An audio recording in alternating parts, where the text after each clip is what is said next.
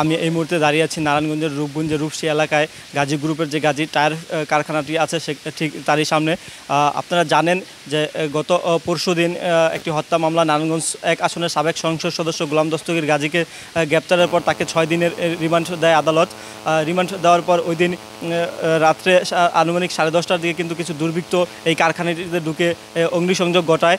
এই অগ্নিসংযোগ নিয়ন্ত্রণে ফায়ার সার্ভিসের প্রায় 12টি ইউনিট 24 ঘন্টা প্রচেষ্টা করে কিন্তু আগুন নিয়ন্ত্রণে আনে।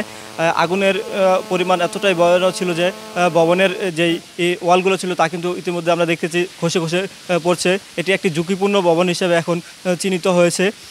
এছাড়াও নারায়ণগঞ্জ জেলা প্রশাসন মাহমুদুল হাসানের নেতৃত্বে কিন্তু এই ঘটনাস্থল কিছুক্ষণ আগে পরিদর্শন করেছে নারায়ণগঞ্জ জেলা প্রশাসন। নারায়ণগঞ্জ জেলা প্রশাসনের পক্ষ থেকে কিন্তু 8 সদস্যের একটি তদন্ত কমিটি গঠন করা হয়েছে বলে আমাদেরকে জানিয়েছে নারায়ণগঞ্জ জেলা প্রশাসন। আর আরেকটা বিষয় আমি আপনাদের জানিয়ে রাখি, এই অগ্নিকাণ্ডের পর থেকে কিন্তু এখানে স্বজনদের যে দাবি প্রায় 174 জনের মতো নিখোঁজ হয়েছে বলে স্বজনরা আমাদেরকে জানিয়েছে। আর এই বিষয়ে রূপগঞ্জ থানার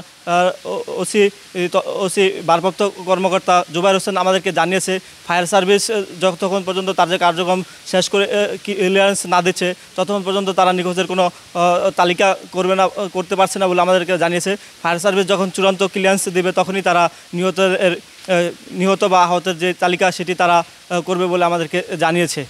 নারায়ণগঞ্জ রূপগঞ্জ থেকে এই ছিল আমার কাছে সর্বশেষ তথ্য। শাকিল আহমেদ, 52 টিভি।